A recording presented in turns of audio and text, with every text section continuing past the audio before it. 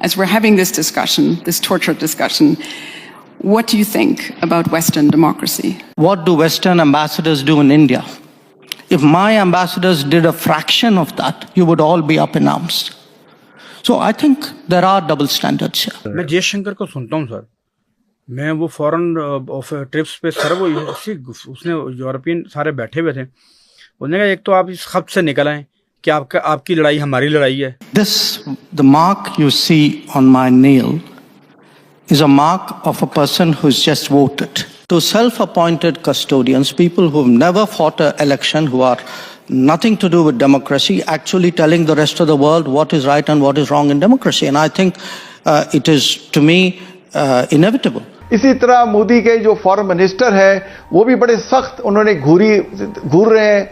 तो मैं ये समझता हूं कि अमेरिका ने मोदी को फोर्स किया है कि उनसे ऑयल एंड गैस भी खरीदे. मुझे तो कभी कभी लगता है सर, जो मैं उनको देखता हूँ, मैं फॉरेन ट्रिप्स देखता हूँ, फॉरेन वो जिस तरह उन्होंने मिडिल ईस्ट में सर हमारा होल्ड था, मिडिल ईस्ट में वो मनूवर कर गए. ये डॉक्टर जयशंकर ने basically he was telling, he was basically, in other words, he was educating or he was trying to give a lecture. फिर यूरोप में मैं देखता हूँ कि वो अपने मामलात कर गए, वो रशिया के साथ अपने मामलात देख रहे हैं, वो चाइना के साथ अपने मामलात देख रहे हैं. ऐसा लगता है कि कम से कम फॉरेन पॉलिसी के लिहाज से इंडिया ने पाकिस्तान को आउट क्लास कर दिया सर. अब खबर बाजवा साहब ये है, 5th जनरेशन के लड़ाका तैयारे जो है वो लड़ाके चाइना से चीन हमें दे रहा है, और उसके बाद भारत और पाकिस्तान का जो मुकाबला है वो पाकिस्तान यहां अल्लाह की रहमत से और भारत यहां आ जाएगा. I personally enjoyed Dr. Jaishankar. He's one of the finest statesmen of the contemporary international politics के अंदर. दोस्तों, लगता है जयशंकर साहब एक अलग ही मिजाज में आ जाते हैं जब उनके सामने वेस्टर्न मीडिया बैठा होता है. वेस्ट वर्सेस जयशंकर जी की यह लव स्टोरी खत्म ही नहीं होती. कल फिर एक बार जयशंकर जी ने वेस्टर्न मीडिया को शटअप कॉल दिया जब उनसे यह सवाल किया गया कि वेस्ट को लेकर उनकी कैसी सोच है. कल म्यूट सिक्योरिटी कॉन्फ्रेंस में हमारे फॉरेन मिनिस्टर एस जयशंकर जी ने पार्टिसिपेट किया, जहां वो वेस्टर्न मीडिया को ग्लोबल डेमोक्रेसी के बारे में, वेस्टर्न देशों की जो डबल स्टैंडर्ड है उस पर बात कर रहे थे. उन्होंने साफ साफ कहा कि India is world's largest democracy but still other countries interfere in a countries election and call them self as father of democracy. हम सबको पता है कि भारत में इलेक्शंस बहुत ही फ्री एंड फेयर तरीके से होते हैं और हमारे देश में मीडिया से लेकर आम लोगों को सब चीज़ की आज़ादी है. और यही कारण है कि आज भारत रशिया से, ऑनेल यूएसए से, डिफेंस फ्रांस से राइफल और गल्फ़ कंट्रीज़ से एक बहुत ही भरोसेमंद वाला रिलेशन शेयर करता है. और यही बात वेस्ट को बहुत ज़्यादा खटकती है. इसी टॉपिक बाजवा साहब आपकी सारी बातें अपनी जगह पे दुरुस्त होंगी, लेकिन अगर आप जरा थोड़ा सा गौर कर लेना कि इस वक्त हो क्या रहा है. वो होता है ना, पाकिस्तान में सियासी शतरंज की बिसात बिछ गई. हुण दुनिया की सियासी शतरंज की बिसात बिछने जा रही है. अगर मोदी अमेरिका है तो पाकिस्तान में तुर्किया, अगो चाइना, अगो रशिया. आप एयरपोर्ट पे जरा गौर फरमाएं कि प्रेसिडेंट ऑफ पाकिस्तान आसिफ जरदारी और प्राइम मिनिस्टर तुर्किया के सदर को लेने पहुंच गए हैं. ये मतलब है इज्जत की इंतहा है. इसी तरह सदर मुमलिकत जब चाइना जाता है वहां इज्जत मिलती है. लेकिन खबर क्या है? खबर बाजवा साहब यहां पर यह आती है कि भारतीय वजीर आजम जो वहां पर इस वक्त गए, और भी बड़े से उनके लेन देन थे, उन पर टैक्सेस भी लग रहे हैं, लेकिन असल में जो तकलीफ है ना वो है अमेरिकी सदर से मांगे जा रहे हैं 35 लड़ाका तैयारों समेत जदीद दफाई आलात भारत को मिलने की उम्मीद जो नहीं है, उसका सारा प्रॉब्लम जो है वो मसला पड़ा हुआ है. मैं यहां आपको बताता हूं बाजवा साहब हो क्या रहा है जी. अब एक साइड पर पाकिस्तान जो पहले ही फजाई तौर पर ना भारत से हमेशा ही अल्लाह की रहमत से एमएम आलम से शुरू कर ले, हुण भैन चाह दा घुट पी के साडे कोलों गए ने, अभिनंदन. अभी यहां हम खेल रहे हैं. अब क्या हो रहा है?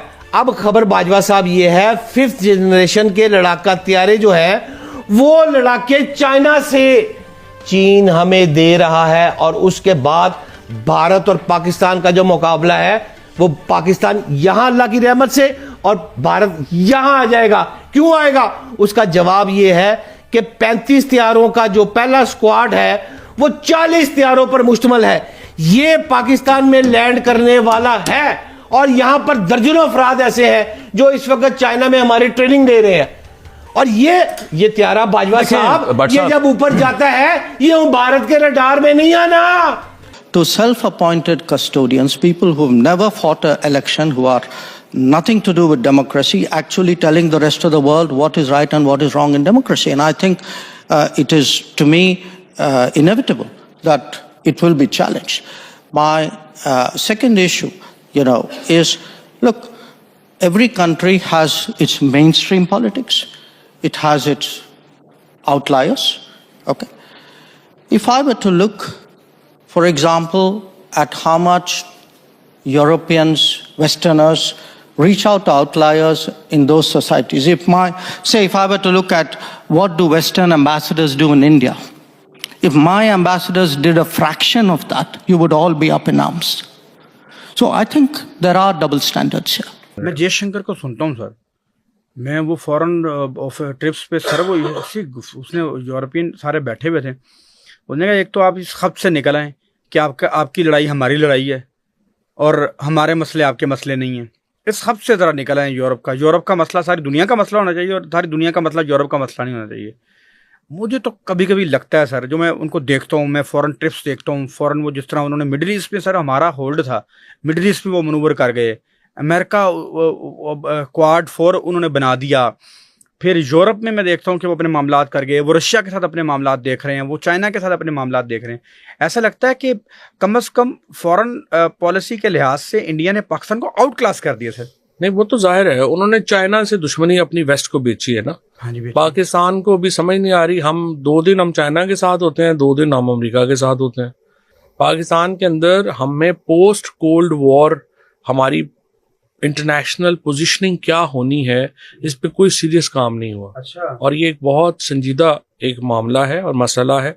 इसके ऊपर पाकिस्तान में एक बड़ी जो है वो एक एकेडमिक डिबेट चाहिए पहले कि आखिर हमने आखिर करना क्या है। अच्छा, मैंने इस स्टेज के ऊपर अपने हिंदुस्तानी जो भाई हैं, हमारे जो कल्चरल ब्रदर्स हैं, ठीक है, मज़हब का हमारा ज़रूर फ़र्क है, उन्हें मैंने एक मुफ्त का सिंसियर मशवरा देना था। वो मशवरा ये देना था कि देखिए, ये जो पिछले 24 घंटों में आपकी परफॉर्मेंस है और वैसे भी आपकी रोज़ की जो परफॉर्मेंस आप देखते हैं, उससे ये पता चलता है कि आप हमारे भाई हैं। मज़हब का ज़रूर फ़र्क है, कल्चरल आप हमारे ब्रदर्स हैं। पता नहीं किस तरह से आपके जहन में ये तासुर डाल दिया गया है कि आप कोई पता नहीं कल्चरली हमसे सुपीरियर हैं, ये कोई इंटेलेक्चुअली आप हमारे से सुपीरियर हैं।